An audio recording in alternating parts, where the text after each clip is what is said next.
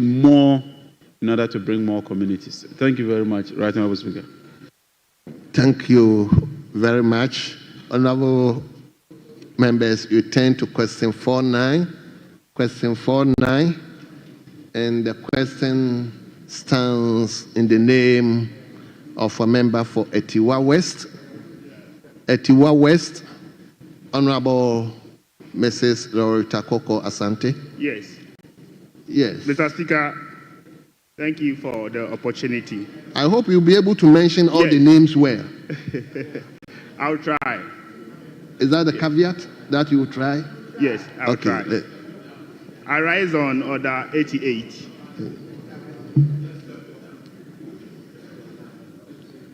To ask the Honourable Minister for Energy and Green Transition, when the electrification extension, which was to be undertaken as an emergency turnkey project in 2024 in the following communities, will begin. I, Kwaben, I, Abomosu, I, Tumfa, Ivy, Moso, V, Sankube Nase, VI, Asunafo, VII, Asamama, VII, Akwabuaso, IX, Ikoso, X, Jamase, XI, Pame, XII, Awinari, XII, Akropon, XIV, Banso, XV, Boma, XVII, Abisim, SVII, Safari Chrome, XIX, Yamama, XS, Akukuso, and then Safari Chrome. Thank you, Mr. Speaker. Thank you, Honourable Member. Mr. Speaker, these are 20 communities that have been listed. And Mr. Speaker, in August 2024, the ministry entered into a turnkey contract, that is to say, to procure, supply, install, and hand over with MS Eco International Limited.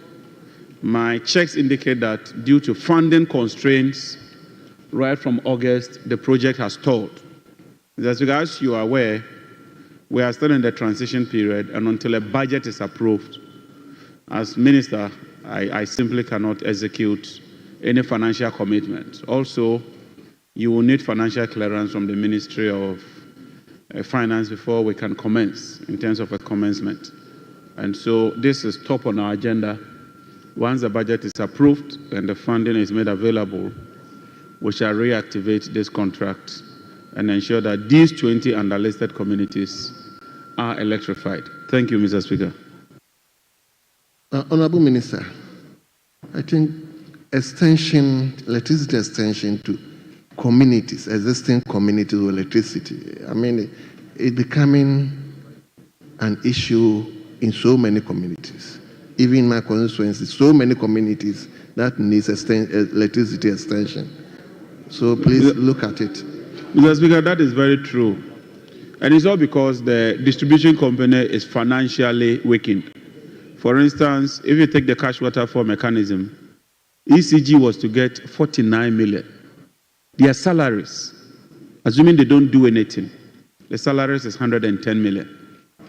And yet, based on the collections, ECG was to get 49 million. And so they are unable to pay salaries, let alone extend electricity to communities. And if they don't extend the electricity, they wouldn't get the revenue in order to even pay their workers. So it's something we are looking at and working very hard to deal with. Thank you.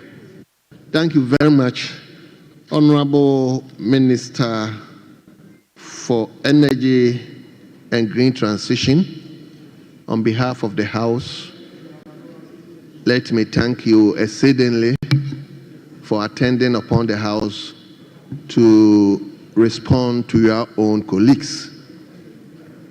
Honorable Minister, we are grateful to you and you are hereby discharged.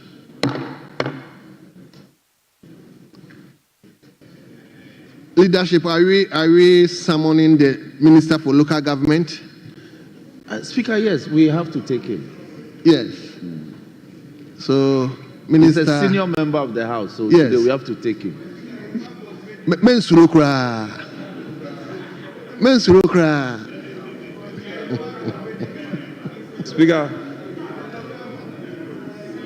Speaker, that is the directive the government side is giving, the signal that yes, after the energy minister, we should proceed to take the local government. Yes. I have no objection, except to put on record that I am not the one delaying the celebration of the Women's Day.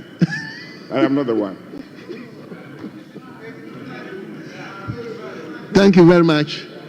Honorable members, again, we are going to manage the House. Help me.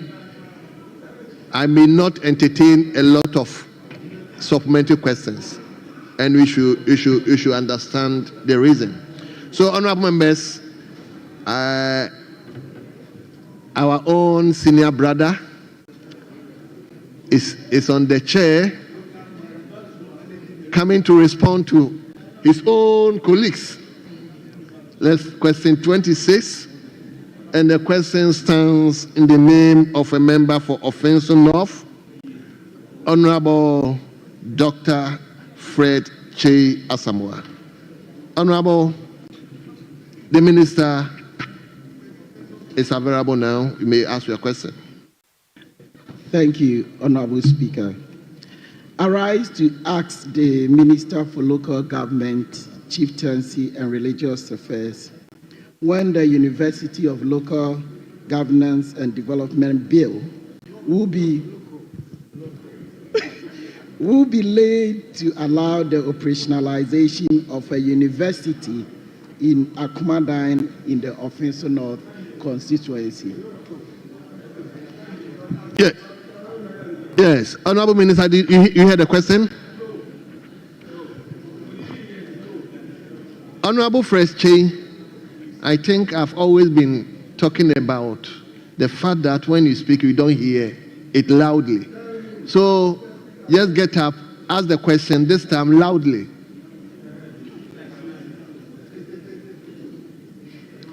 Ladies. Thank you, Mr. Speaker. Ladies. I rise to ask the Minister for Local Government, Chieftaincy and Religious Affairs when the University of Local Governance and Development Bill will be relayed to allow the operationalization of a university in Akumadine in the Offenso North constituency. Thank you. Yes, Honorable Minister.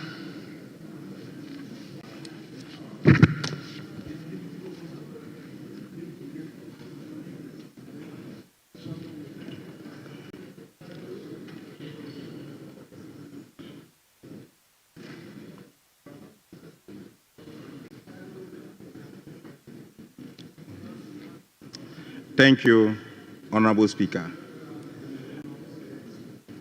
Mr. Speaker, the bill for the establishment of the University of Local Governance and Development, ULGD, was submitted to this House last year to the 8th Parliament. Unfortunately, the 8th Parliament was unable to pass it. Government has just been formed, and budget statement was presented yesterday. Mr. Speaker, in view of this, I wish to indicate that the Ministry will take steps to resubmit the bill to this House, and after request has been made and executive approval achieved jointly by myself and my brother, the Minister for Education. Mr. Speaker, once that is done, the bill will be relayed to this House for approval. Mr. Speaker, it is envisaged that once the necessary approvals have been sought and the bill has been passed, the university will promote academic and professional excellence in local governance in this country. Thank you. Thank you very much. Yes, Honorable. Thank you, Mr. Speaker, and thank you to the Minister for the response. Mr. Speaker, I want to follow up. You know, the Local Government Institute, which was established in 2003 by Act 647, is to help build capacity for local governance under the Local Government Ministry. Mr. Speaker, now that it's going to be a university, will the Minister be willing to move its supervision to the Ministry of Education and to be properly regulated by the Ghana Tertiary Education Commission Act 1023? Because I'm reliably informed that the Tertiary Education Commission is not having any documentation as to the process in establishing this university of higher education. Thank you. Thank you, Honorable Minister. Mr. Speaker, the bill in question, which is being asked to be relayed, is a joint bill by within. So clearly that will not be a problem. As to whether they are aware or they are not aware, myself and my good brother, the Minister for Education, will do this jointly together. So don't entertain any fears at all. Yes. Thank you, Mr. Speaker. I would like to follow up. Since this institute is being affiliated to Kwame Nkrumah University, and it's been around for more than 10 years, and per Act 1023, there are some consequences. And this institute is issuing some tertiary level certificate. How early is the minister envisaging to relay this bill and to make sure that we can get it passed in order not to affect the students that might obtain some certificate from this institute or the university that we intend bringing? Thank you. Minister, how early can we? Mr. Speaker, the university has been programmed for in the budget that was presented yesterday. So even if the bill is relayed in this house after its approval, the budget will have to be approved. And secondly, since it's a joint bill between myself and the Minister for Education, I unilaterally cannot say today or tomorrow, but the two of us have prioritized this one, and we are taking urgent steps to make sure that it's relayed before this house. Mr. Speaker, you agree that the bill was laid. It was Parliament in the 8th Parliament that was unable to pass it. And as a Parliament, I was not Parliament. Parliament collectively was unable to pass it in the 8th Parliament. And clearly, Mr. Speaker, this is what I think that both sides agree that is a matter of urgent national importance and must be prioritized. So I want to assure my respected colleague that your fears will be done away with. Don't entertain any fear. Once you have the zeal you have stated, the university may have even campuses in Akumadan, Accra, and even Tamale. So it's something that we are all prioritizing, and it will be done. Thank you very much. No, it's okay. No. I wouldn't. You've asked two supplementary questions. Let me give the man.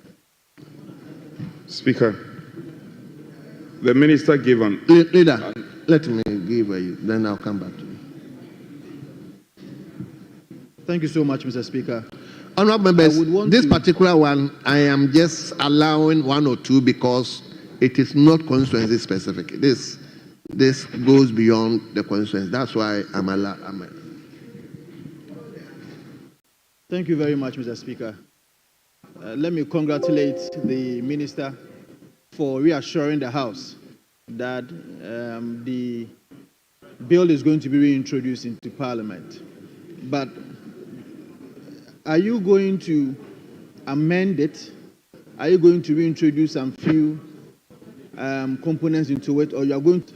Thank you. Yes, Honorable. Mr. Speaker, law should be dynamic. And looking at the stages that we went through in the 8th Parliament, you strongly believe with me that we wanted to even pass it on a certificate of urgency. and much work was done about it. The committees of Parliament have just been formed, so we can have what we call pre-laying before the actual thing will be laid, so that we can have expeditious passage of the bill to have our university running. Yes, Honorable Minority Whip. Speaker, the minister spoke to the truth, relieving the fact that the first attempt was to pass it under certificate of urgency, and the fact that we attempted passing this into law at the 8th Parliament. Fact is, then it was shepherded by the local government minister. And back and forth, I recall the Honorable Dafemeko and colleagues who strongly contended that it had to be shepherded by the Ministry of Education. Now, I hear ministers saying it is going to be jointly sponsored. Are you saying this on authority, or you are yet to do the consultation with your colleague, Minister of Education? Yes. Mr. Speaker, it is going to be a university for Ghana, not university for a ministry.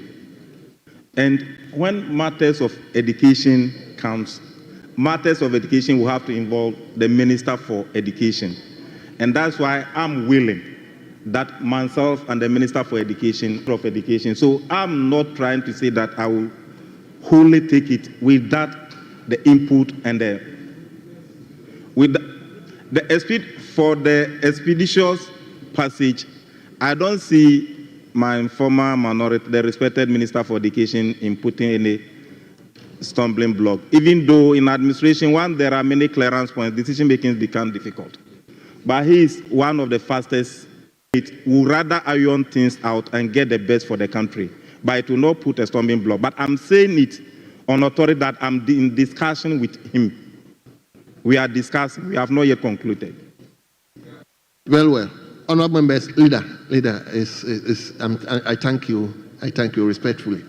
So, Honorable, we turn to question 27. Question 27, and the question stands in the name of a member for Kwabri East, Honorable Akwasi Jemfi Onyine Champon. Honorable, you have the floor now. Thank you, Mr. Speaker, for the opportunity. So, Speaker, I rise to ask the Honorable Minister for Local Government, Chieftaincy and Religious Affairs when work will resume on the Mampontein market, which has been abandoned in the answer since 2012 in the Kwabri East constituency. Thank you, Mr. Speaker. Yes, Honorable Minister.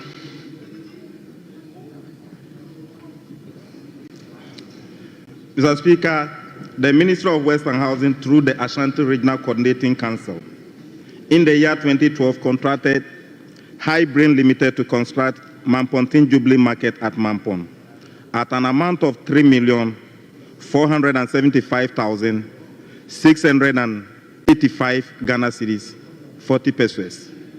Works at the market commenced on 1st August 2012 and was supervised by ABP Consult Limited, Kumasi. The scope of work covers the following: construction of market stall, daycare center, clinic and ancillary structures, butchers' shops, external works and services, water, electrical and mechanical installation. Mr. Speaker, the project, however, stalled by 31st December 2012, and by 31st August 2013, the contractors suspended operation and left site. Nation of the uncompleted structure. The current completion rate of the project is 55% since 2008. Mr. Speaker, the ministry will collaborate with the Ministry of Finance, Works and Housing, Water Resources, the Ashanti Regional Coordinating Council, and the Kwabri East Municipal Assembly to explore available funding options and ensure completion of the project. Thank you. Thank you very much. Honorable Onyina, any supplementary question? Yes, Mr. Speaker.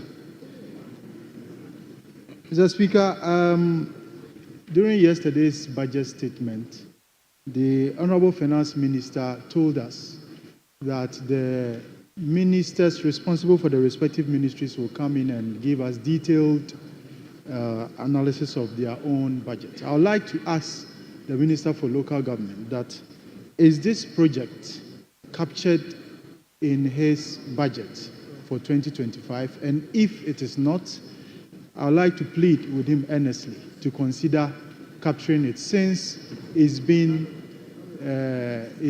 stored for quite a while, and that's 12 years now. So thank you, Mr. Speaker. Thank you very much. Honorable Minister. Mr. Speaker, we have stock of all the projects initiated by agencies and authorities under our ministry, and this project is one of such projects. What the directive the Minister for Finance gave was that we must prioritize. Colleague, once these have been brought to my attention, the needful thing to be done is that after answering the question, see me so that we see how best we can bring this matter to a rest. Because this is one of the oldest projects in the ministry, awarded in 2012 for the past 13 years and at 55% completion rate. I think we have to put the matter to rest. We will complete it. Thank you very much. Thank you. Honorable Patrick Buama. Honorable Patrick Buama, did you hear your friend? He said the member should see him. The member. Mr. Speaker, to see him for what? You resume your seat. You are inviting the member into trouble. I know my brother Ahmed. You resume your seat. Majority Chief Whip, I haven't come to you. Mr. Speaker, it's I'm not inviting anybody. That they are colleague members of Parliament. They can engage on a topical matter such as this. Honorable Patrick Buama, I'm happy that the minister is even inviting him to see him for engagement. The question. Mr. Speaker, thank you. And I would also like to thank the minister for inviting me to see him. I'm very grateful, Minister. My next supplementary question is, Honorable Minister, in the interim, the market women are sitting under high tension. Yes, and they've been under the high tension for quite a while. I would like to ask, is there any provision that we can make for them so that we will get them off this hazardous place? And also, is there any provision that probably we can link with the Ministry of Health, even probably to just have some tests and look into what issues these sitting under high tensions have caused, their health-wise? Because it's very important that our mothers receive this treatment. Otherwise, the next 10, 15 years, they might start suffering the consequences of sitting under this high tension for quite a while. Thank you. Yes, Honorable Minister. Thank you, Mr. Speaker. Mr. Speaker, generally, these are matters of governance. Something that was started in 2012. For the past 13 years, we've not completed it. I think the priority now should be how best we can address that one, to get that one done. Because if you look at the completion rate, it's about 55%. We only need the 45% to complete it. If we're able to prioritize this, they will move in, because they've been at where they are for a very long period. So the few months or days that they will have to wait for us to complete it and bring them, I think they may be able to have that patience. So, my colleague, I want you to bear with me. I have a burning desire to get this one fixed, and we are in it together. Thank you very much. Thank you very much. Honorable members, we turn to question 2.8. Question 2.8. And the question stands in the name of the same honorable member for Kwabri East. Honorable Kwesi Jamfi Onyine Champo. Thank you, Mr. Speaker. I rise again to ask the Minister for Local Government and Chieftaincy and Religious Affairs when work will resume on the abandoned Astro-turf project at Abuaso, funded by the District Assembly's Common Fund in the Kwabri East District. Yes, Honorable Minister. Mr. Speaker,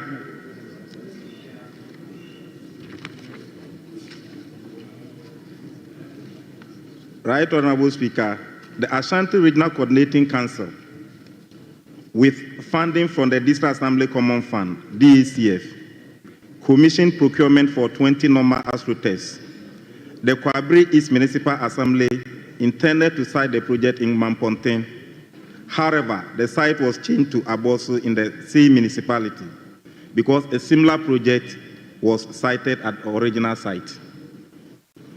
Mr. Speaker, the Kwabri East Municipality was part of the package including the Asante Akin South of Finsu North Municipal Assembly, which was awarded to Artistic Construction Solutions Limited, totaling an amount of 40,940,962 cedis. The projects were expected to be completed in 6 months. The consultancy firm responsible for the supervision of the project is FEDEMS Limited. Mr. Speaker, the Astro-turf project commenced in June 2024. Payment of 15% mobilization was given to the contractor. Work on the project was stalled since September 2024 due to delays in honoring the interim payment certificates by the administrator for District Assembly Common Fund. The contractor has since left site for non-payment of the IPCs. Currently, the project is about 15% complete. The Ashanti Regional Coordinating Council is taking appropriate steps to review the contract and the process of the pending certificate to enable the contractor to return to site. Thank you for the opportunity. Thank you very much. We turn to question 20. Or you have supplementary questions? Just one. Well, let's hear you. Mr. Speaker, Honorable Minister mentioned that when the projects will be reviewed, I would like to first of all ask if there were any contractual issues with the project, and secondly, what are the timelines that he will propose for the payment of the IPCs that have already been submitted. Thank you, Mr. Speaker. Okay, Honorable Minister.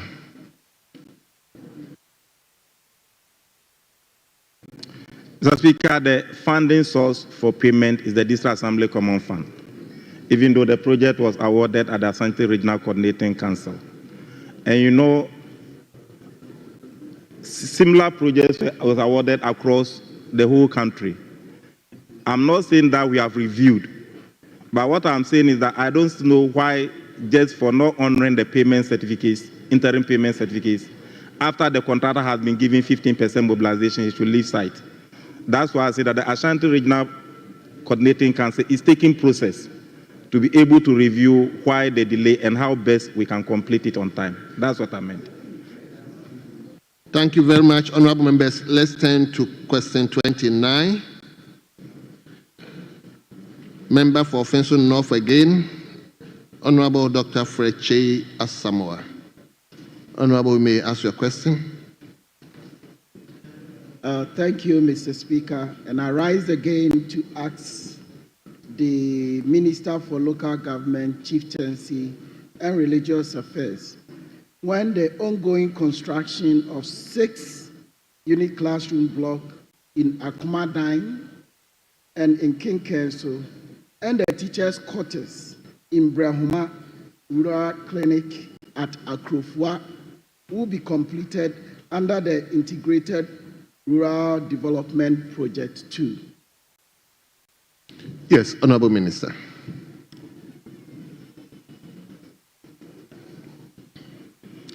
Right, Mr. Speaker, the Ministry through the Social Investment Fund, SIF, signed a contract dated 4 September 2024 with Backstar Ghana Limited under the Integrated Rural Development Project, Phase 2, for the construction of the following infrastructure sub-projects in the Ofinsu North Municipal Assembly to be completed by 24th March 2025. The contract covers the following: 6-unit classroom block and 8-seater WC toilet block with mechanized borehole at Islamic Basic School, Akumadan, and that is 35% completed. 6-unit classroom block and 8-seater water closet toilet block with mechanized borehole at RC Basic School at Inkinkasu, and that is 40% completed. 1 normal 4-unit teachers' quarters with mechanized borehole at Brehuma, and that is 52% completed. 1 normal 2-bed nurses' quarters with mechanized borehole, and 1 normal rural clinic with mechanized borehole at Akrufa, and that is 15%, and these are 15% and 25% completed. And then 1 normal mass in situ concrete convert at Akumadan, and that is 98% completed. On the average, the projects are about 37% completed and expected to be completed as scheduled amidst previous delays and implementation. Thank you very much, Mr. Speaker. Yes, Honorable, I'll give you last slot. Supplementary question. Mr. Speaker, I have 2 supplementary questions. So if you would like, I want to put the 2 together. The first one, Mr. Speaker, the completed time was originally 24th of March 2025. And with the completion rate as given by the Honorable Minister, are we on schedule? And how fast would the Minister assure us that this project, which is dear to the people of my constituency, will be completed? And 2, Mr. Speaker, I know there are some pending IPCs for this project, and I would like to ask them, the Honorable Minister, how will he assure us that these IPCs will be honored timely? And last question, Mr. Speaker, Brehuma is in my constituency. I know there very well. In fact, on the Kumasi Tamale stretch, when you get to Kobreso, you branch off at Kobreso, then you get to Pokukrum, you go to Mentuka, then you get to Brehuma. Mr. Speaker, the Honorable Minister stated 52% completion for the teachers' quarters. I'm not really sure because I've just gotten an update of the project. Maybe it might be a typo if the Honorable Minister, which I'm very grateful to him. In fact, he is on and he is willing to help us complete. Will he confirm whether it's either 0.52, 5.2, or 52%? Because there's a huge difference between 5.2 and 52%. It's almost 46.8 percentage points. So if the Honorable Minister will double check his figures, since this House is a House of records. Thank you. Yes, Honorable Minister.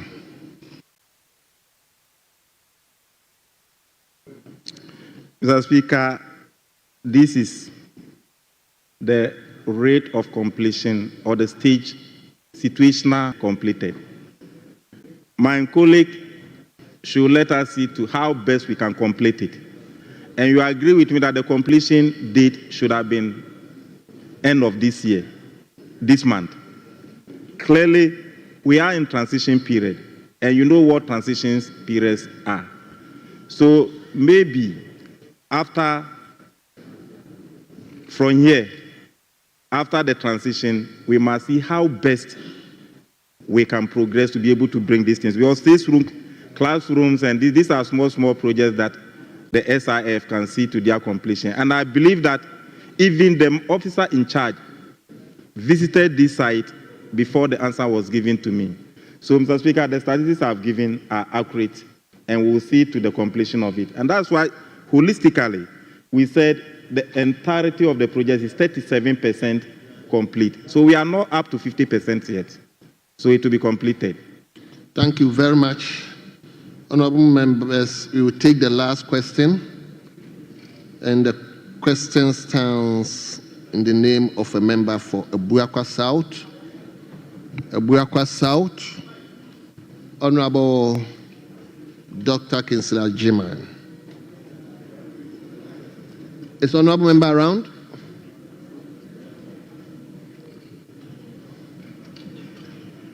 I may permit any member to take the question for and on behalf of honorable member. Speaker, the member has mentioned to me that he wants to step down the question.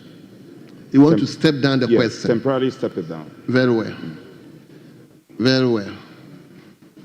So on that note, on behalf of the House, let me express our profound gratitude to the minister, one of our own, of course, for attending upon the House to answer questions from his own colleagues. Honorable Minister, we are grateful to you, and you are hereby discharged. Honorable members, statements time, and I believe today is the day for the ladies. But before we take the statement from Honorable Comfordoyo, honorable members, I want to inform the House that we have a guest here. The official government statistician is here. We more or less summoned him to apprise us with some statistical issues. So after the ladies' presentation, because I've been asked to give every lady in this chamber the opportunity to speak. That's their request, and their request has been heeded to. So immediately after the ladies, we will ask that the government statistician will be given the opportunity to engage members of parliament. So, Professor, please kindly hold on for us. We'll give you opportunity to.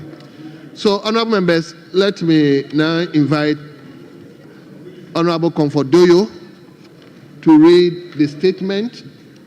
I believe the statement is for and on behalf of the entire ladies here. So, Honorable Comfordoyo, you have the floor now. Thank you, Mr. Speaker. Thank you, Mr. Speaker, for the opportunity. Right, Honorable Speaker. Today, the Women Caucus Parliament is celebrating International Women's Day. Mr. Speaker, International Women's Day is a global occasion to celebrate women's achievements in social, economic, cultural, and political spheres while acknowledging the ongoing challenges to gender equality. Recognized by the United Nations to serve as both a celebration and a call to action to address barriers that hinder women's full participation in society. This year's theme is Accelerating Action for Affirmative Action. Mr. Speaker, as we commemorate this day, we must also recognize and celebrate the phenomenal women in our modern era who have shattered ceiling and made significant contributions. I extend special recognition to our Vice President, Her Excellency Professor Jainana Opoku Agyeman, and other distinguished women in leadership, and His Excellency John Dramani Mahama for honor done to women. Mr. Speaker, today we dedicate this celebration to all activists in Ghana and around the world who continue to fight for women's rights. I echo to all women who wake up daily, working through the rain, dusty, and the scorching sun to sell in the market, farm, and engage in small businesses to support their families. We honor the struggle of women who walk long distance for water, fight against discrimination, and persevere through hardship to educate their children. Mr. Speaker, you have risen beyond words and created a neighborhood environment for women by passing the Affirmative Action Bill. We say thank you. Mr. Speaker, the President, John Dramani Mahama, has also paved way for women by giving us a female Vice President, Her Excellency Professor Jainana Opoku Agyeman. Women in Ghana say ayeko and thank you. Mr. Speaker, the men should not forget that God created men because he wanted them and created women because he needed them. Every man needs a woman. Mr. Speaker, Mr. President, you need a woman to complete your task. The police service needs a woman. The fire service needs women. The customs service needs women. Corporate organization, you need women. Mr. Speaker, we are ready the chance and we will deliver. Mr. Speaker, enough of the rhetoric. Enough of the sweet words. We should be in action now. Mr. Speaker, in conclusion, I call on all stakeholders, government agencies, international organizations, civil society, and every Ghanaian to join forces in accelerating the gender equity agenda. Together we can create a nation where every woman progresses. Let us rise beyond words and commit to concrete action to achieve true gender equality. Mr. Speaker, together let us accelerate action. Thank you for the opportunity, Mr. Speaker. Thank you very much. And my instructions to allow every woman. So let me start with Honorable Member for Tiwa East, Honorable Abena Osei Asare. Thank you very much, Mr. Speaker. Mr. Speaker, I rise to support my colleague who made a statement on the International Women's Day. I think for our nation, Ghana, we have done a lot, but there's more to be done. Thankfully, we have been able to pass our Affirmative Action Bill, and this was under the NPP government. It had been on the shelves for about 20 good years, but I'm happy that during the time of President Akufo-Addo, we passed it, and then he also assented to it. We have done a lot for our women, like I said. For now, we have the first woman vice president. We've also had chief justices who are women. I think what is missing is a finance minister who is a woman. And I know that very soon, Ghana will be having a finance minister who is a woman. Mr. Speaker, women do a lot. We hold the economy in the home. We do a lot for our nation. All we are asking for is recognition. All we are asking for, Mr. Speaker, is recognition, because we do a lot. We are not asking for handouts. We are not asking for special privileges, but we are asking that you recognize the role we play. Because if you look at our population, the population of the world, women occupy more than 50% of the population. Yet when it comes to issues concerning women, you have more of the men, being those who, for one reason or the other, are being asked to speak on issues concerning women. Mr. Speaker, all we are asking for is not about being at par with you. but it's about recognizing our role and we complementing ourselves and making sure that at the end of the day, this world is a better place for all of us to live. We are the peacemakers, and we can make the difference as well. In every role, be it at work, be it in the home, wherever we may find ourselves. So, Mr. Speaker, on this special day, we are asking not for any handouts, but we are asking that you recognize the important role we as women play in the home, in the society, at the workplace, and the world at large. So on this note, I'd like to wish all women a happy International Women's Day, especially the hard-working women in Etiwa East constituency. I'm sure that they all are praying very hard for me, that being the first woman in the role of the chairperson of Public Accounts Committee, that I will deliver and make sure I make the women proud, as well as make the nation proud. Thank you very much, Mr. Speaker, for this opportunity. Thank you very much. Honorable ladies, by counting, we have about almost 30 women, and my instruction is to allow each one of you to speak. So please, I am going to ensure that you don't speak more than 5 minutes.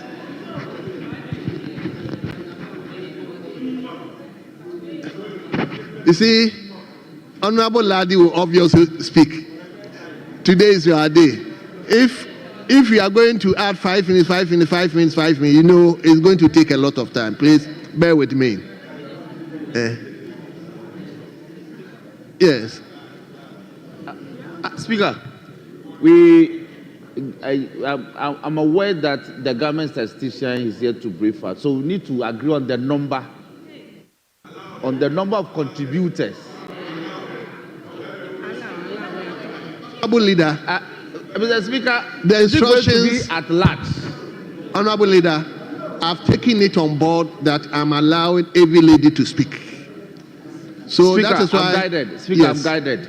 So I've given a way to the government statistician to at least enjoy our ladies a bit before we invite him. So he's aware of today as Women's Day.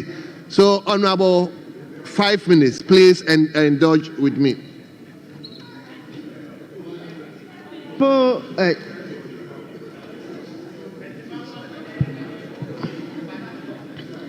I know, but I want us to understand this because of the numbers. Because of the numbers, please indulge me in 5 minutes for each lady. I think it will be enough. So I can also have time for the government statistician.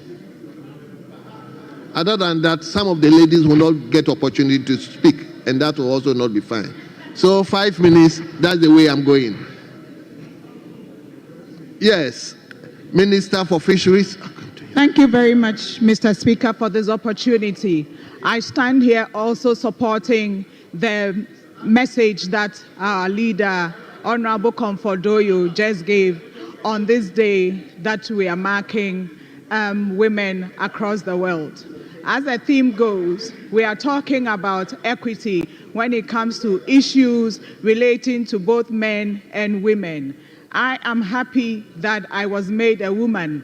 I do not ever wish that I were a man, because of the responsibilities that our society places on men that sometimes are very difficult for them to bear, but they stoically go along with those responsibilities.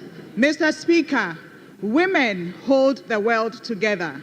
Women in Ghana hold our economies together.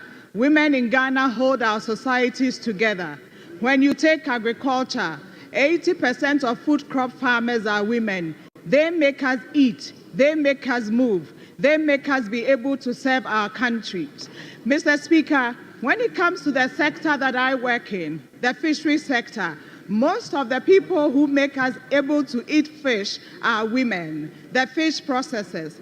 On this occasion, I doff my hat out to all women of this country, for my forebears, the women who fought ahead of us My colleagues who are still in the jungles fighting, and the young ones that are looking up to us, I wish and pray that we will all rise together, and together we will make our motherland great and strong. God bless us all women in this country. I thank you very much, Mr. Speaker. Thank you very much, Honorable Minister. Let me, yes. Thank you, Mr. Speaker, for the opportunity to contribute to the statement made by Madam Comfort Doyo, our leader from the majority side. Mr. Speaker, as we commemorate the International Women's Day, let us recognize the invaluable contributions of women in Ghana and beyond. As progress has been achieved, challenges such as gender-based violence, unequal economic opportunities, and limited leadership representation persist. We must accelerate efforts to ensure equal access to education, healthcare, and economic empowerment for all women and girls, strengthening policies to promote female leadership, and also, Mr. Speaker, strengthening policies to promote leadership, and also fostering inclusivity will drive sustainable development. Let us commit to making gender equality a reality, not an aspiration. Thank you, Mr. Speaker. Thank you very much. Honorable Minister for Education, are you a lady?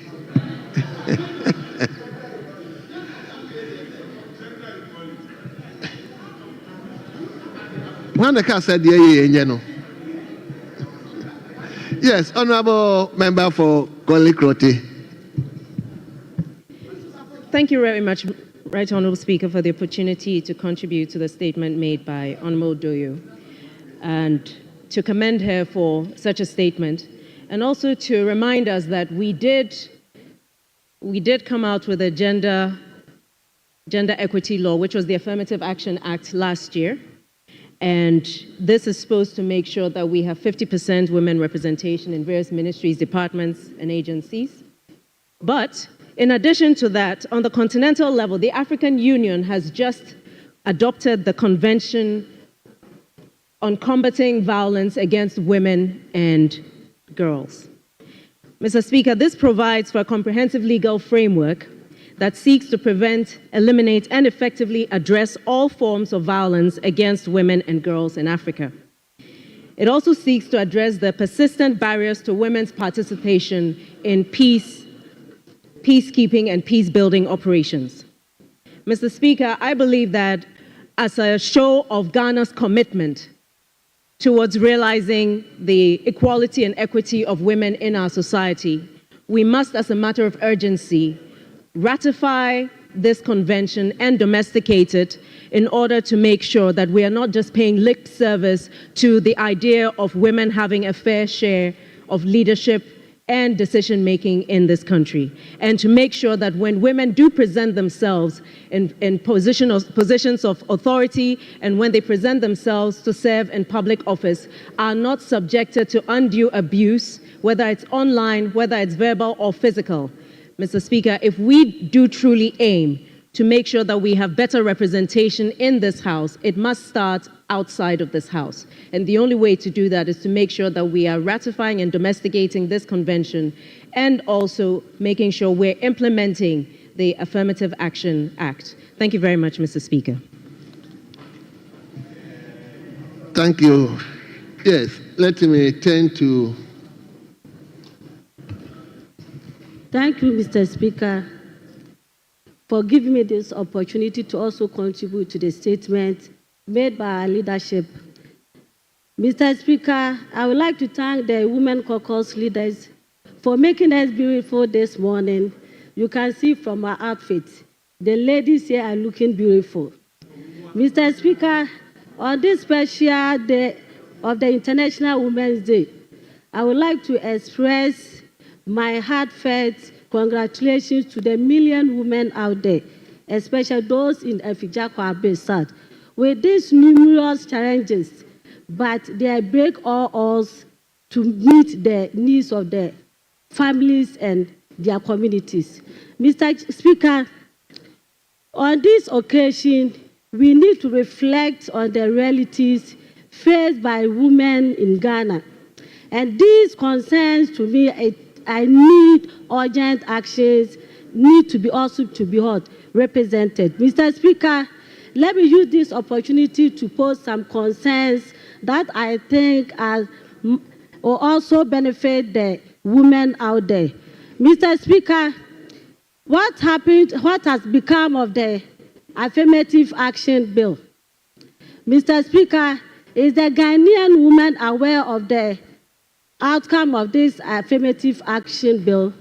Mr. Speaker, currently, what is the ratio of women to men in terms of key positions in government? Mr. Speaker, it's high time some considerations are being made to make sure that women are more inclusive in the governance of this country. Mr. Speaker, I will employ the Minister for Gender and Children Affairs to make some considerations in that part.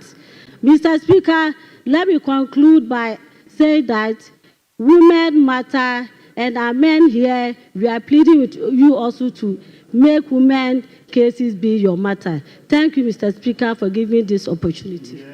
Thank you very much. Yes. Let me go to Kintampo South. Thank you for the opportunity, Mr. Speaker.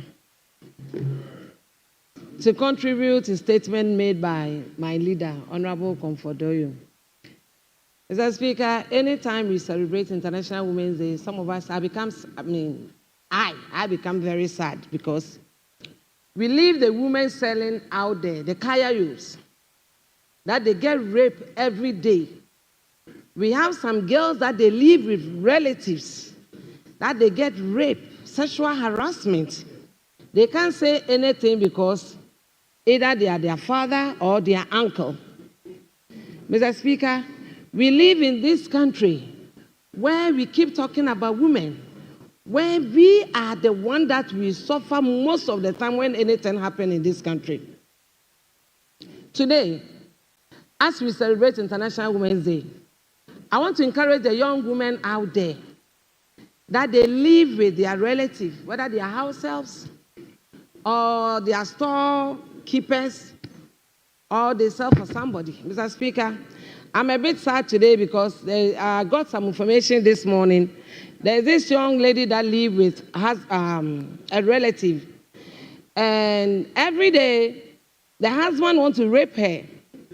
And the moment she wants to, when she wants to talk about it. The husband wants what? The husband wants to rape the house help. Oh, okay. Yes. And anytime the lady wants to talk about or trying to tell the sister, then another relative comes. You are spoiling their marriage because of the way you behave, because of the kind of clothes that you wear. That is why my husband was interested or had interested in you. Yes, Mr. Speaker, so I want to tell the men that when they see any young woman dressing anyhow, that is how they feel like dressing. It's not their fault. So if you are a man here and you see a young lady wearing a dress that you think is transparent or you think their bum is shaking, please zip. Thank you for the opportunity, Mr. Speaker.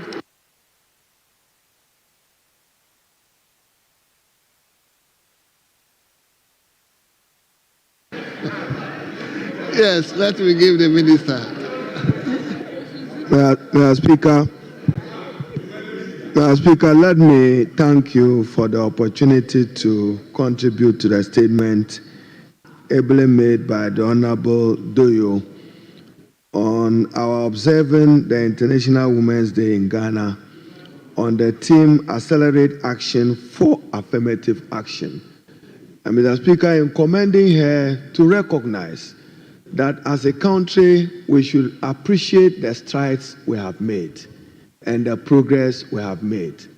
At least as of today, Ghana have passed an affirmative action legislation. That is the best legal framework that will guide every institution, including governance institution, the president, parliament, the speaker, the judiciary, to ensure increased and equitable representation of women in our national public life. Mr. Speaker, my second observation is for us to be sincere sometimes to some of the requests or demands we make, even in this chamber. The Constitution of 1992, let's work with it even in this chamber. The Constitution says there shall be elections of members of parliament. It does not provide for how many women can be represented or will be represented. It provides for women, if you are desirous, to go through the rigorous competitive elections. Mr. Speaker, I've heard people make reference to other countries, particularly in East Africa. Yes, it's true. They've made tremendous progress in terms of women representation, largely not because their constitutions provide for appointment of women into those positions. Not like Ghana. So in their parliament, a certain representation is dedicated for women. In their parliament, a certain representation is dedicated for youth. In Ghana's parliament, maybe we should provide for it, but that will require an amendment to the 1992 Constitution to say that even after we have gone through an election, maybe today you have 275 members of parliament, we can decide that the president appoint additional 25 women to parliament. But that can only be done if we review the 1992 Constitution as it is today. Without doing that, they must go through elections. Mr. Speaker, we've heard comments whether the president have appointed enough women or not. If you take, for instance, the current representation of parliament, maybe 31 NDC women, 10 on the other side, some 40. Then you say 50 plus 1. I should recognize Abena as the first woman chair of the Public Accounts Committee. I'm sure she will learn from the strife of the Honorable Bagbin, Honorable Kandapa, Honorable Ajima Menu, and more importantly, Honorable Aveji, the just past chairman of the Public Accounts Committee. But what we are interested in Ghana is not post-mortem, flawless examination of dead body.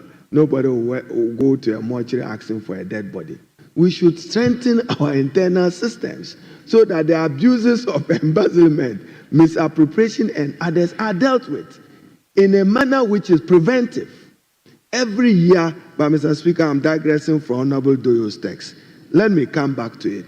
We've had the Sophia Akufus, Lady Chief Justice, Mas C.J. Georgina Wood.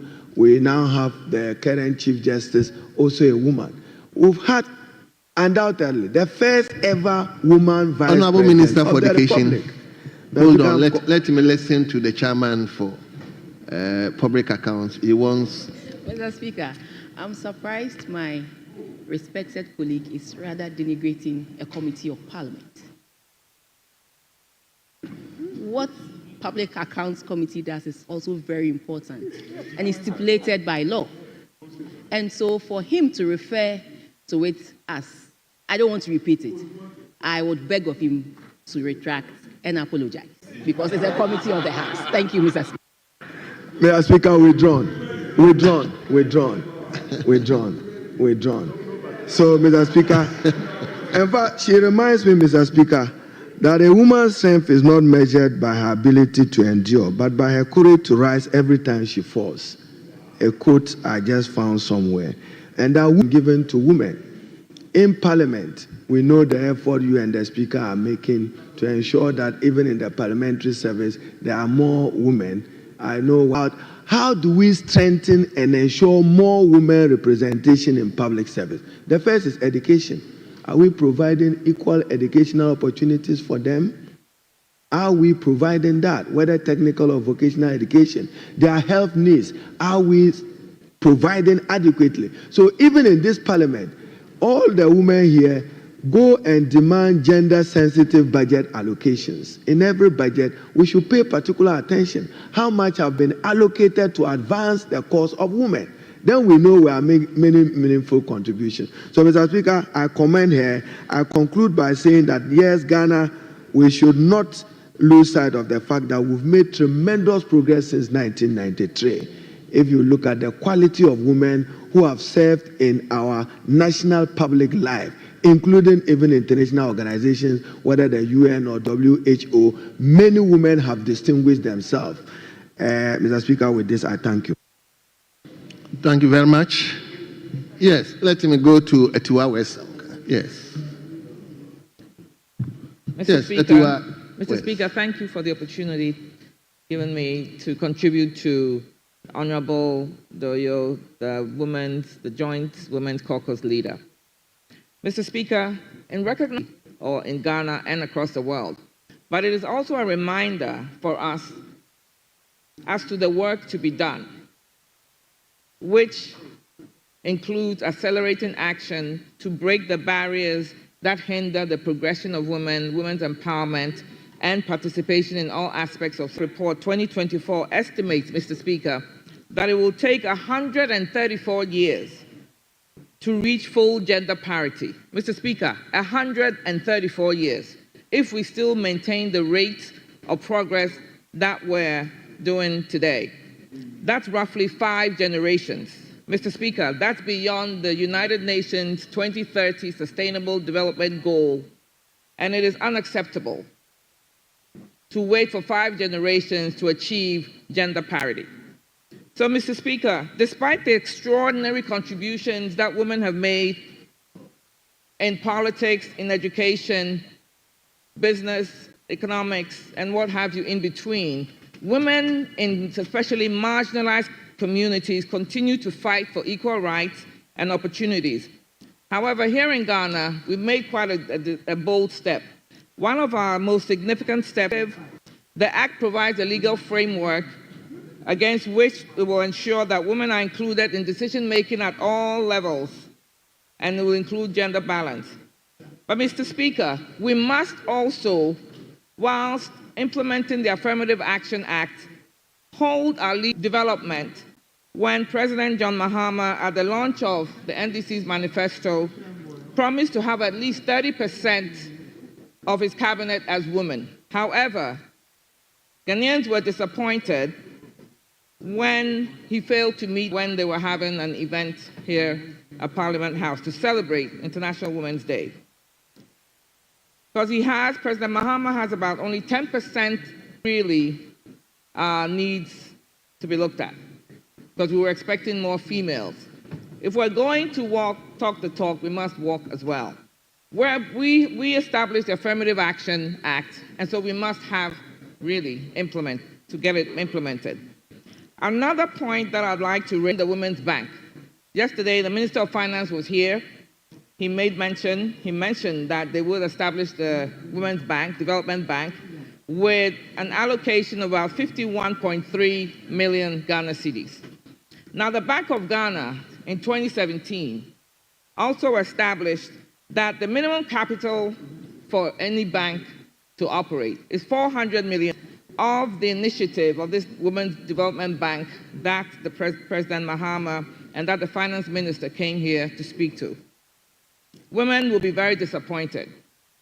If we're going to have a women's bank, then we need to put the bucks where our money where our mouth is, and actually make sure that it is funded properly and it is guided by the guidelines of the Bank of Ghana's requirements, so that women can actually take advantage of that.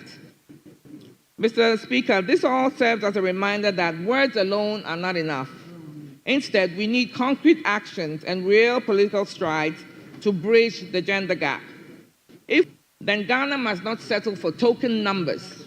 1 woman here, 2 women as CEOs here, a couple of women in leadership. That's not good enough, and that's not acceptable. We must commit to exceeding these benchmarks and ensure that our parliament also reflects the full diversity and potential of our nation. Here in Parliament, we must make sure that in our committees and other groups that we do have women rankings and not just have a token. Mr. Speaker, as we stand today, let's reaffirm our commitment to removing the barriers that prevent women from achieving their potential. Let us ensure faithfully in the economy of our society. Mr. Speaker, as we mark this significant occasion, I'd like to extend my greetings and heartfelt appreciation to the hardworking women of Etiwa West in all the towns, the hardworking traders, farmers, nursing, teachers, who actually support our community, hold them together, and contribute to building our nation. I call upon my fellow lawyers to accelerate action in achieving true gender parity. Together, we can actually create a more just and equitable society where every woman and girl has access to opportunities. Thank you. I am ready, Mr. Speaker, to take this up. Are you, my honorable colleagues in the House? Thank you, Mr. Speaker. Thank you very much.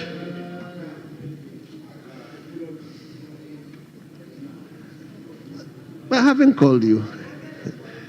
Yes. Laddie, I'll come to you. Well, I'll come to you. Let me listen to the ladies first. Yes, Domeko Abenya. Mr. Speaker, thank you for this opportunity to contribute. Today, we join the global community in celebrating International Women's Day. Mr. Speaker, today is to accelerate gender.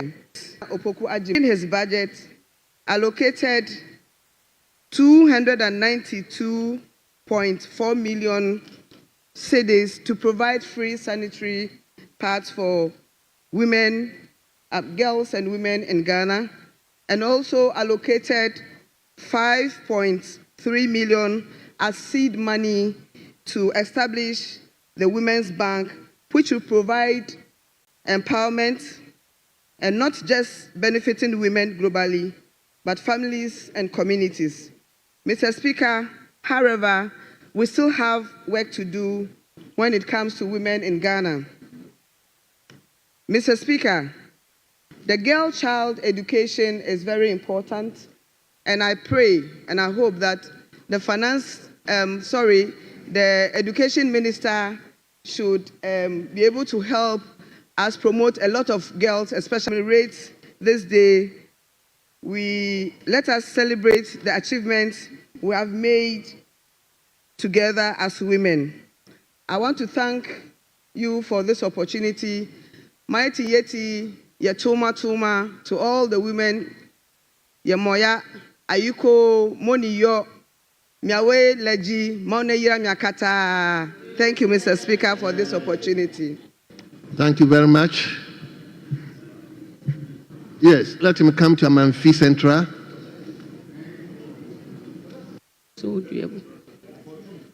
Thank you, Mr. Speaker. I know it's not easy to, when it comes to leadership of women. Most of the time in business, in politics, people believe that the role of a woman should always be less. It's about time we need to look at women into certain positions when it comes to leadership in politics and also in business. Mr. Speaker, a leadership is not about gender. It's not about gender. It's about vision, courage, service. I say dream big. You can be a doctor, you can be a teacher, you can be a scientist, and that is why His Excellency John Dramani Mahama and our Vice President, Professor Nana Jane Opoku-Agyeman, said they are there to support women and they are there to make sure that the women count a lot in Parliament here. Thank you, Mr. Speaker. Thank you very much. Yes, let me come to you. The constituency is Aguna West. Aguna West. Let me hear you. Honorable members, every lady will speak, so you should all prepare. Every lady. Okay, thank you, Mr. Speaker, for giving me the opportunity to also contribute to this August House on the statement made by our Honorable Leader, Comfort Doyo. Mr. Speaker, I must say women were beautifully and wonderfully created.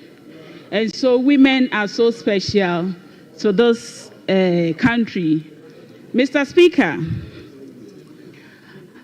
Dr. Kwedri Agri once said, when you educate a man, you educate an individual.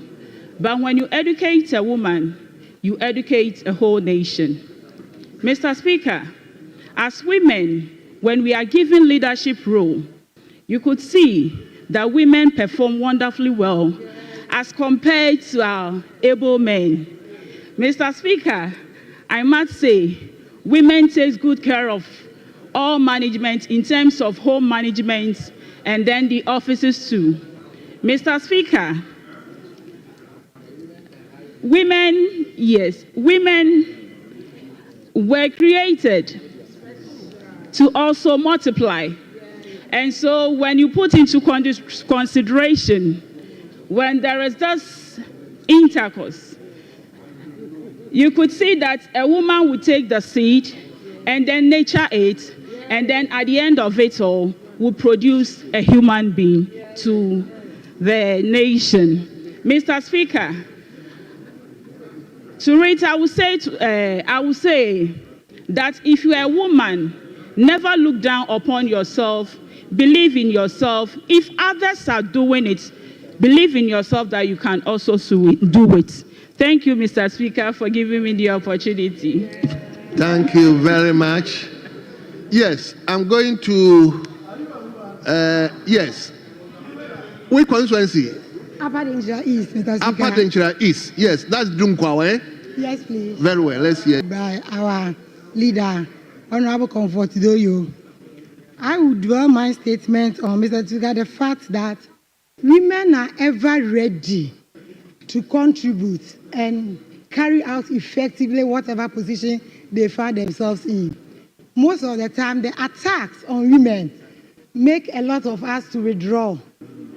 Whenever a woman wants to enter into politics, let's consider our radio landscape. Let's consider our television, how men are lambasting women. When some of this thing happens, women have no choice than to withdraw. Then the confidence that they have, the women up there, that in Ghana here, we have a lot of women who have performed, who have done excellently. So they shouldn't be cowed, they shouldn't withdraw, they should all come boldly, learn from those who have performed excellently, and together we will make it as women. Thank you, Mr. Speaker. Thank you very, very much. Let me now go to Kasua East. What's the name of the constituency? Ewutu Senya East. Ewutu Senya East. Yes. Yes. Yes. Let's hear you.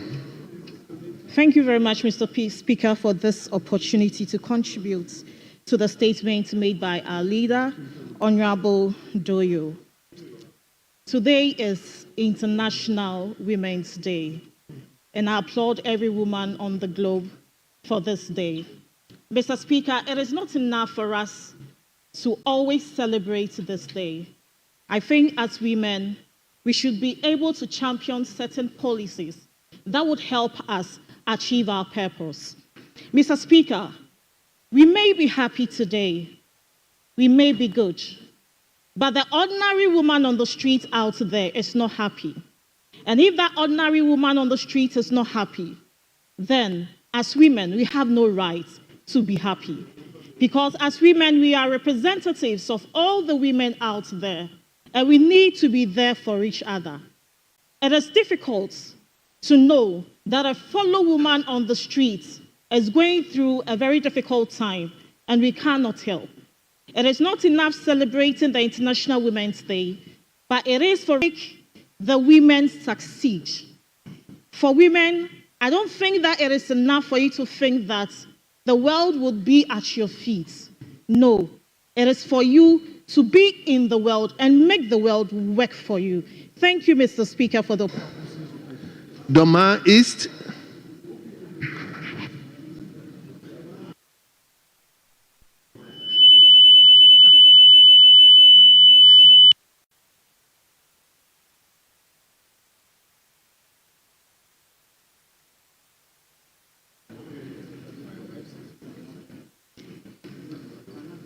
Thank you, Mr. Speaker, for giving me the opportunity to contribute to this year's International Women's Day with the theme Equity and Equality. Let me also take the opportunity to thank our leader, Honorable Doyo, for the statement given. I therefore take this opportunity also to thank all women, especially when it comes to caring for the sick and the aged. And that reminds me of our old and our first nurse named Florence Nightingale, who was also named the Lady with the Lamp. Back to the history of Shifra and Pua, they were also midwives. And upon that, we've got many midwives in the country caring for our pregnant women. And when it comes to their delivery also, they also assist them for the women to have a safe delivery. Let me take this opportunity also to remind doing a lot to serve the country and the community when it comes to feeding. Again, I want to express my sincere thanks to mothers who are single parents for caring their children and then bringing them up for their betterment when it comes to education. I therefore congratulate all women for assisting husbands, families,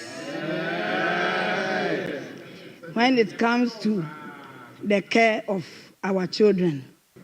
Let me take this opportunity as well to congratulate all women, especially the old ladies who have been taking care of the aged and the sick people. More grace to our elbows as women.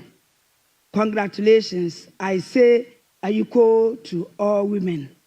And not forgetting, before a woman can do something better or good, we still need the support of the government and our husbands and brothers. With their support, women can do more and do better. Let me take this opportunity to give thanks to the people of Doma East. I say bravo to everybody. Thank you, Mr. Speaker. Thank you very much. Let me now go to Aburi. Is it Aburi East? Come again. Equiapem South. What's the name of the constituency? Commemorate the International Women for Women to be able to make it to this point. But Mr. Speaker, the pace at which we are going or moving is really a tortoise pace. And if we are looking to achieve gender parity, then, Mr. Speaker, we need to accelerate action now. Mr. Speaker, I want to use this opportunity to thank the people of Equiapem South for entrusting me with their mandate as a second woman as a second woman from the constituency to hold this position, which was a legacy held by the late Vida Amedi Yabua, whose initiative through the Faraway empowered a lot of girls to be able to be where we are today. So, Mr. Speaker, I also want, Mr. Speaker, there to at least 30%, just as Rwanda has been able to do it, so that there are certain,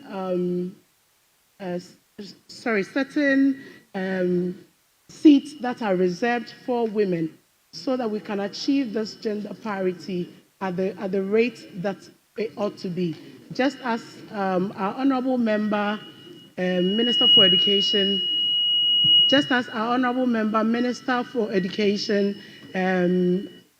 elicited in his earlier comment, so that we can have more women to represent us. Mr. Speaker, on this note, I would also plead upon this August House that we are able to accelerate action so that we can be part of the International Parliamentary Union by 2028 so that we will not be observers. Because based on their recommendation, we need about 30% representation of women in each parliament so that we can be taken very serious at that union. So, Mr. Speaker, with these few words, I want to congratulate all women in this country and globally for the great strides we have made in the political space, in other leadership roles.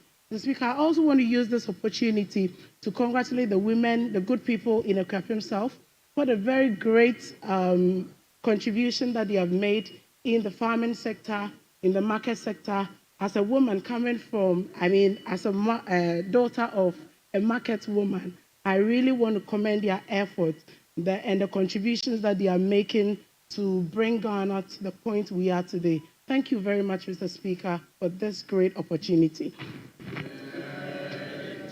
Thank you very, very much. Walanyo, sit down. I'll come to you. Honorable members, please, Walanyo, I haven't called you. Honorable members, let me now turn to Nana Hima. Every lady is speaking, so you say something to us. So let's hear you.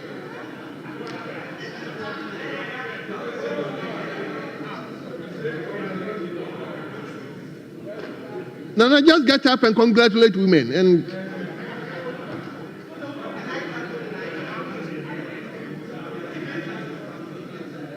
yes, a member for Kwama Insuta.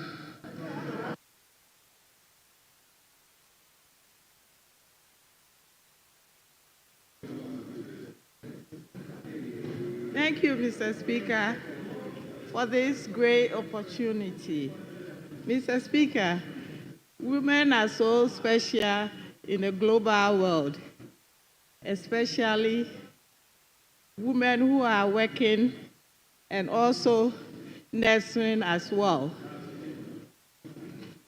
I want to take this opportunity to congratulate all women when we come to work as well. So tired because I went to the constituency this weekend.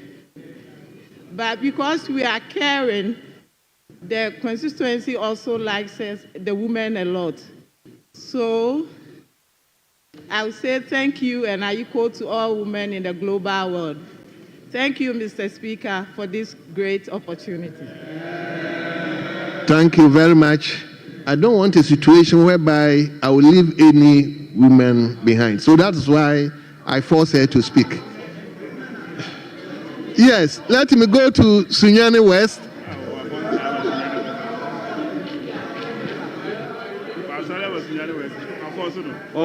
That is Sunyani West. Sunyani West. Thank you, Right Honourable Speaker, for giving me the opportunity to contribute to the International Women's Day.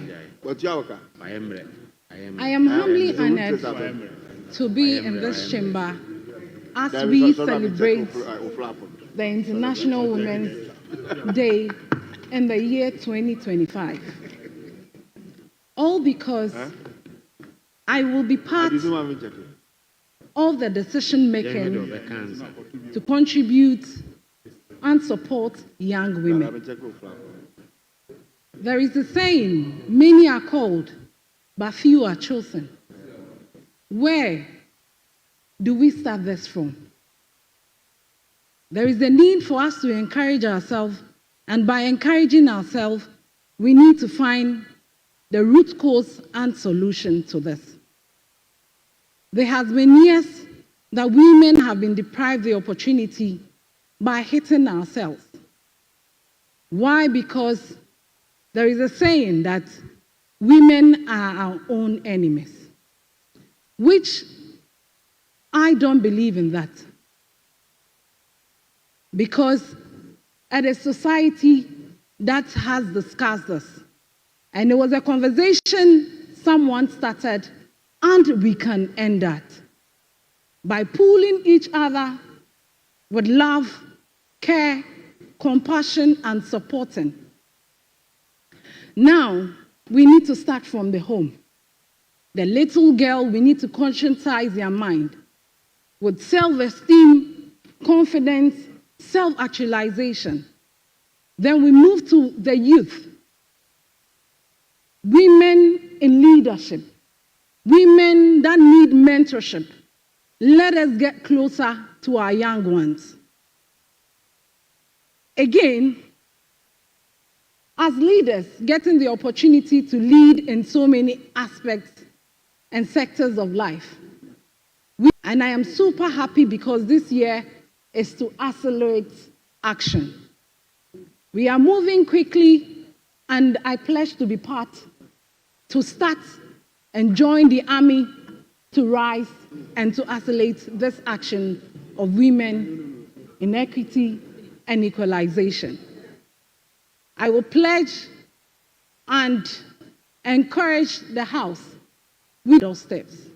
And I believe with togetherness, we'll be able to achieve whatever we envisage. And lastly, as a member of Parliament for Sunyani West, we would make sure that any policies that we need to reform to make sure we execute this, we'll do exactly that. I say bravo to every woman, from the house to the market, to the farm, CEOs, and even leaders globally, that we appreciate your fight and will continue to hold ourselves in high esteem.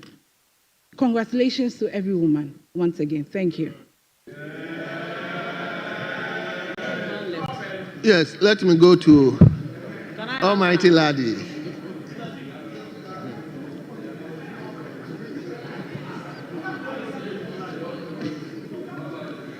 And I'll give you one. Yes, Laddie.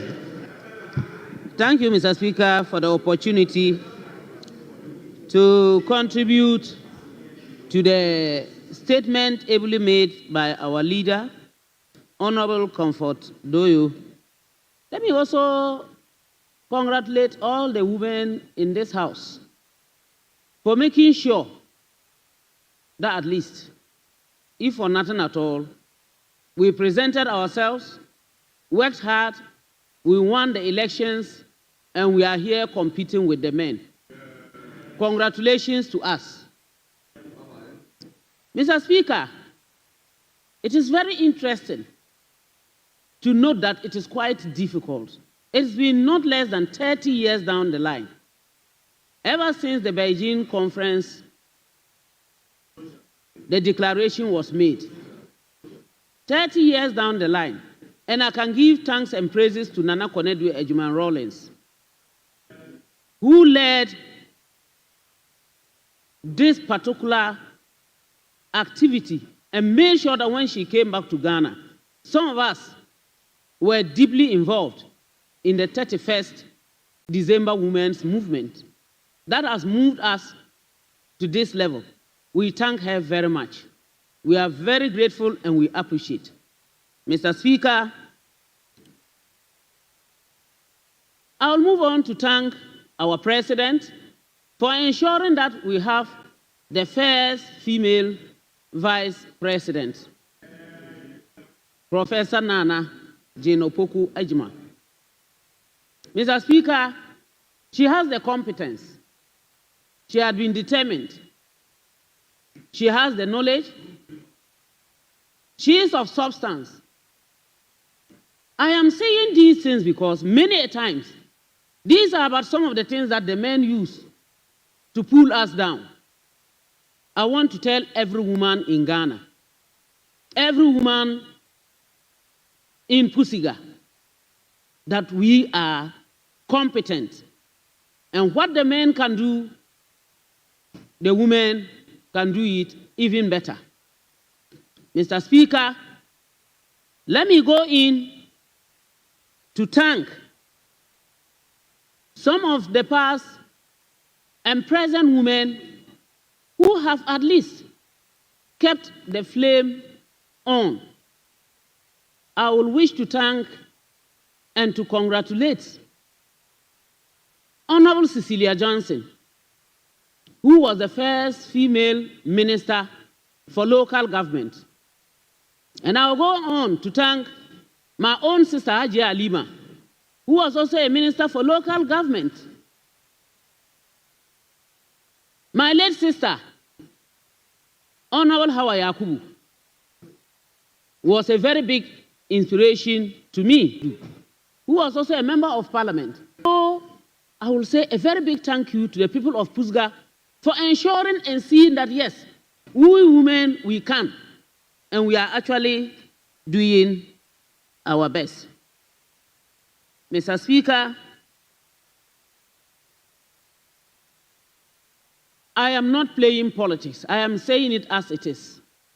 And I want that any government, whichever government, even any government that is not yet born or has never come to being, should continue to give support to women. Each and every one of us, no wife, you have a sister. If you have no sister, you have an aunt. You have no aunt, you have a mother. None of us here can run away from a woman. Why do we think that women have that weakness? When a woman carried you in her womb for 9 months, gave birth to you, took care of you, and yet today you can think that the woman cannot do anything better. I believe that we need to wake up from the call. Mr. Speaker, I wish to state the President's support and ensuring that an amount of 293 sanitary pads to be distributed to the girls in school. A very big thank you to Posia, Toma, to the President, because there are some who have to stop school and go to sell before they are able to buy sanitary pads. And we all know that menstruation is not just that we want it, it's a need. And so we need that support, and we are not equal. So that support is very important. For the Women's Bank. And this is not going to go to those of us maybe who are at this level. It's going to go to help the woman at the grassroots who needs maybe only 200 Ghana cedis to buy some salt and pepper or granite to sell. We thank you, Mr. President, and we pray that all other successive governments would emulate this and continue to support And I also thank women. you. Mr. Speaker, let me thank you, Mr. Speaker, and our substantive Speaker for enabling us to pass the Affirmative Action Bill, action on the Equity Action Bill 1121. Mr. Speaker, sit down and say we have a bill or an action that has an act that has been passed. If the act is passed and then we don't make good use of it, it will be of no use while we say we have an act. That 30%, let us make sure that it works for all of us. I thank you very much, Mr. Speaker, for the 5 minutes. Thank you.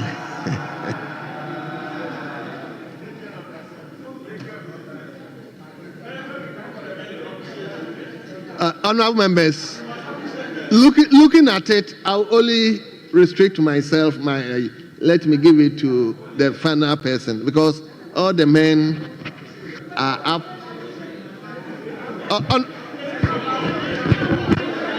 Honorable members, honorable members, please listen to me. Listen to me.